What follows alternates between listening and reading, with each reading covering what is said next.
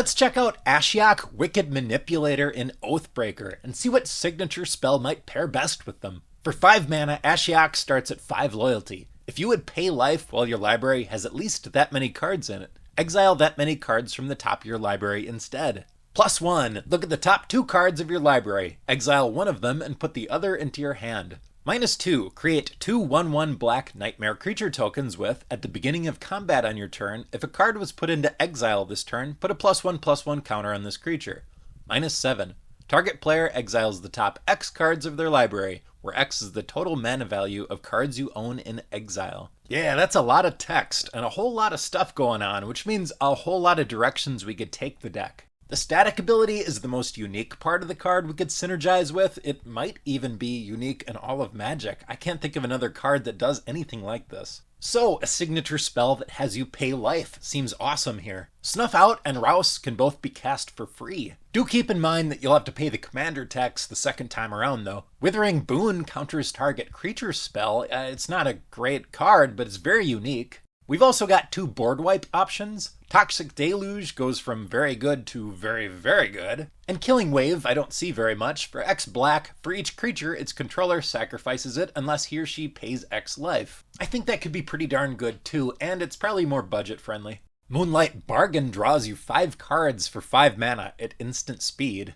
And Necrologia can draw as many cards as you want, really. If you want to, you can exile half your library and draw the other half. I'm not sure how emptying your library is going to win you the game in mono black, but there has to be something, right? I would love to see a list that uses this. Hatred says, as an additional cost to cast this spell, pay X life. Target creature gets +X+0 until end of turn. This is perfect if you've got something that's unblockable. You can just knock an opponent out with this. Or Plague of Vermin. Starting with you, each player may pay any amount of life. Repeat this process until no one pays life. Each player puts a 1/1 black rat creature token into play for each 1 life he or she paid. So exile most of your library and create 30 rats? That's pretty good. 7 mana is a bit much though.